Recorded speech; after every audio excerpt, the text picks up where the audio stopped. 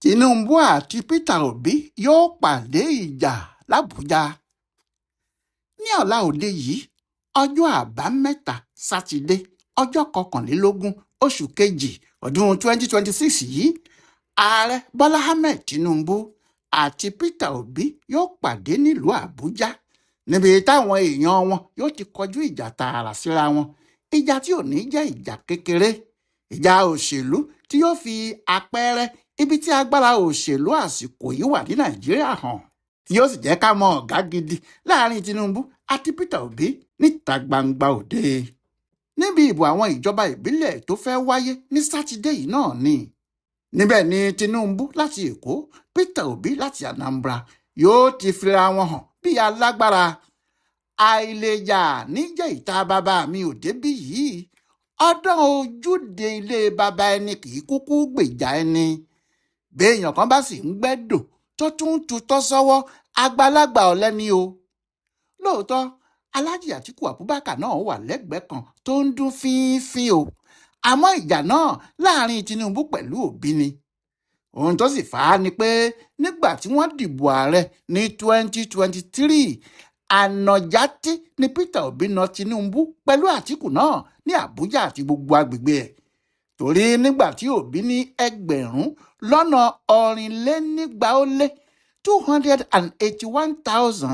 281,717 ìbò tí Tinubu ní nígbà náà kò tó 100,000 nítorí 90,915 ní Tinubu ní. Atiku sì ní ìbò tí kò pé 100,000 74,193. Bẹ́ẹ̀ ni Peter Obi ẹgbẹ́ Labour na Tinubu ti ẹgbẹ́ APC ní ànàsáré. Ṣé irú eléyìí yóò tún wá ṣẹlẹ̀ lọ́la ni? Kò sẹ́ni tó lè dáhùn irú ìbéèrè yìí pẹ̀lú pàtó nítorí ìbò ọdún 2023 yẹn ti yàtọ̀ sí tàsìkò yìí o. Ó sì ṣeé ṣe kí kinní náà fojú hàn níbi ìbò Àbújá yìí dáadáa. Ní ti Àbújá yìí, òrùka méjì ló wà lọ́wọ́ Tinubu o. Òrùka àkọ́kọ́ ni àlùwò gidi, ìyẹn Wike, mínísítà ìlú Àbújá gan ni wọ́n kí kinní ọ̀hún sí lọ́wọ́. Ògùn náà sì ń ṣiṣẹ́ débi pé ẹni tí Wike bá fi kinní ọ̀hún gbá, bó ti ń pò yìí ni yóò máa pò gírá o, ẹsẹ̀ tọ̀hún ò sì ní balẹ̀ tí yóò fi wó lulẹ̀. Àlùwò tó ń jẹ́ bí iná ni. Ògùn náà le débi pé nínú àwọn tí wọ́n fẹ́ du ipò alága àwọn ìjọba ìbílẹ̀ Àbújá yìí, méjì nínú wọn ti juwọ́ sílẹ̀ fáwọn tó ń dupò náà lórúkọ ẹgbẹ́ APC. Ní ìjọba ìbílẹ̀ Àbújá municipal, ìyẹn AMAC, àwọn ẹgbẹ́ PDP ti rò pé àwọn ti rí èèyàn ńlá kan fà kalẹ̀ níbẹ̀ tẹ́lẹ̀ ni o. Orúkọ ẹ̀ ni Zadna Dantani. Wọ́n sì ti ń ṣe kàmpéènì lọ fún rẹbutu. Àmọ́ lọ́jọ́ tọ́sídẹ̀ẹ́, lọ́jọ́ tí ìbò kù ọ̀túnla, Dantani jáde, ó lóun juwọ́ jùsẹ̀ sílẹ̀ fún ẹni tó ń dupò náà lórúkọ ẹgbẹ́ APC, ìyẹn Christopher Saka Maikalangu. Ó sì ní kí gbogbo àwọn olólùfẹ́ òun pátá kí wọ́n dìbò fún un. Àmọ́ ó fi ọ̀rọ̀ kan parí ẹ̀ o. Ó ní kì í ṣe pé òun déédéé juwọ́ jùsẹ̀ sílẹ̀ bẹ́ẹ̀ o, pé ìyẹn Wike ló sọ fóun pé tẹgbọ́ntàbúrò lòun àti Christopher APC, àwọn ò gbọ́dọ̀ máa dùn nǹkan kan mọ́ ara àwọn lọ́wọ́. Kí ó tó di ìgbà tí Sadna juwọ́ sílẹ̀ ní tiẹ̀ yìí, ẹnìkankan ti kọ́kọ́ ṣe bẹ́ẹ̀ ní ọjọ́rú wẹ́sídẹ̀ẹ́ ọjọ́ 18 oṣù yìí nígbà tí ìbò náà kù ọjọ́ 4. Julius Adamu, òun lòun fẹ́ du ipò alága ìjọba ìbílẹ̀ Bori lórúkọ ẹgbẹ́ PDP tẹ́lẹ̀.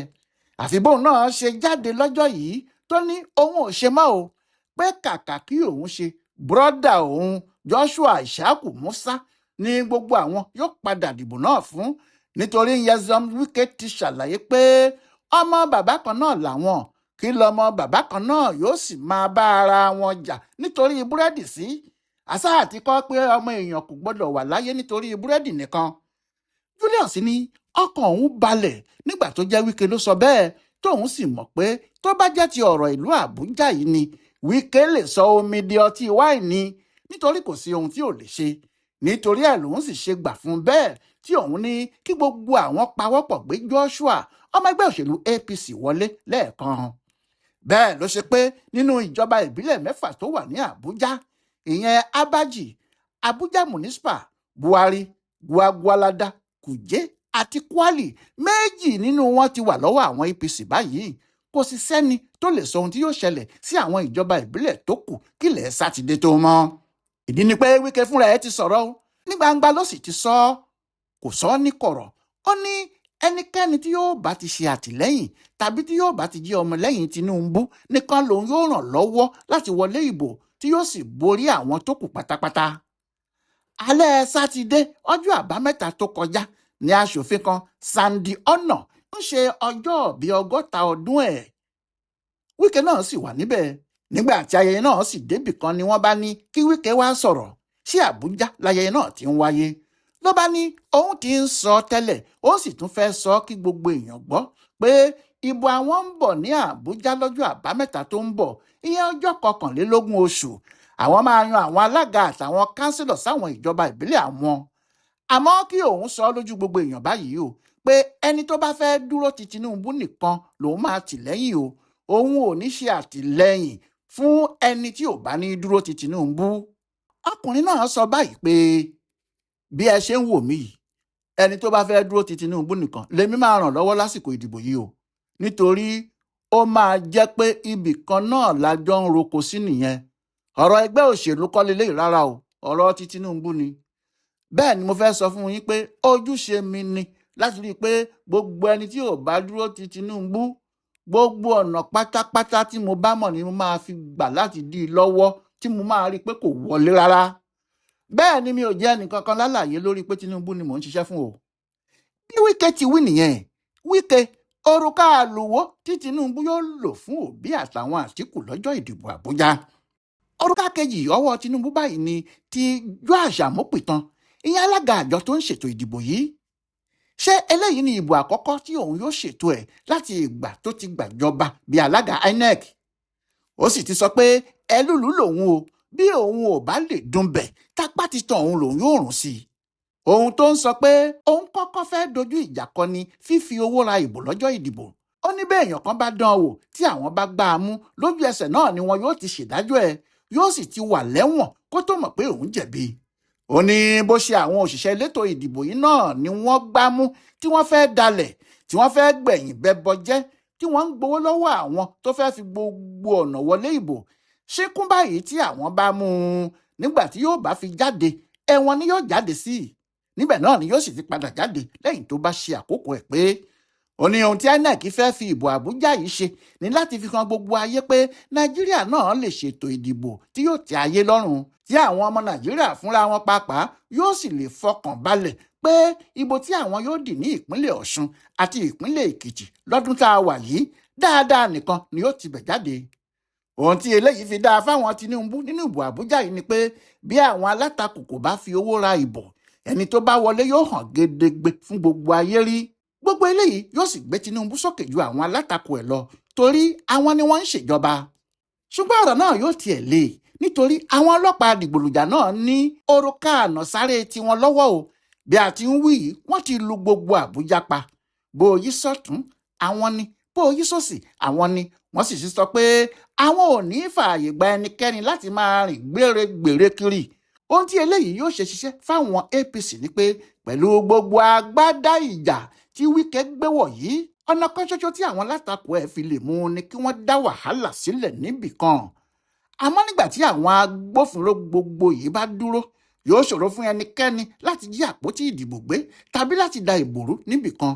Bí kò bá sì sí eléyìí, ẹgbẹ́ yòówù tó bá wọlé yóò hàn sáwọn èèyàn pé ẹgbẹ́ náà wọlé láìsí òjòrò kankan níbì kan ni. Àwọn ẹgbẹ́ alátakò fúnra wọn tẹnumọ́ eléyìí o. Ṣé ikú ń dẹ dẹ̀dẹ̀, dẹ̀dẹ̀ náà ń dẹ ikú ni gbogbo wọn. Àwọn náà mọ̀ pé tí ẹgbẹ́ tó bá wà níjọba bá fẹ́ ṣòjóró kì í nira fún wọn, nítorí ẹ̀ ni wọ́n ṣe ń pariwo pé kò gbọ́dọ̀ sáàyè òjòrò kí oníkálukú jẹ́ kí aráàlú dìbò fún ẹgbẹ́ tí wọ́n bá fẹ́ ni. Gbogbo ohun tó ń lọ yìí pátá ni Peter Obi mọ̀ o. Obi mọ̀ dáadáa.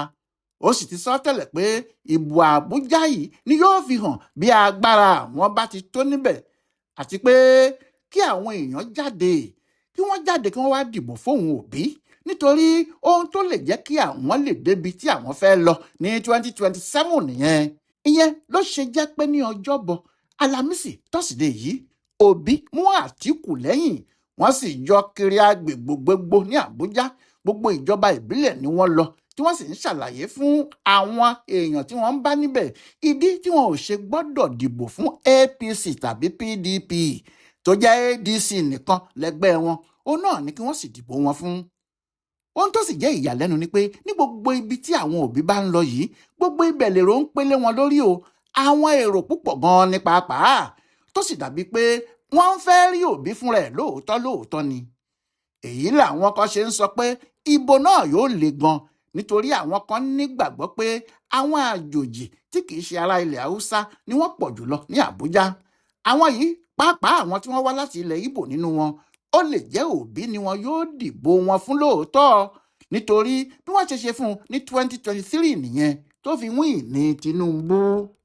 Ohun tó ń já àwọn aṣáájú APC gan láyà nìyẹn pé àwọn Ìgbò ló dìbò tó pọ̀ jùlọ ní Àbújá ní 2023, pé ohun tó jẹ́ kí òbí táwọn yọ nìyẹn o.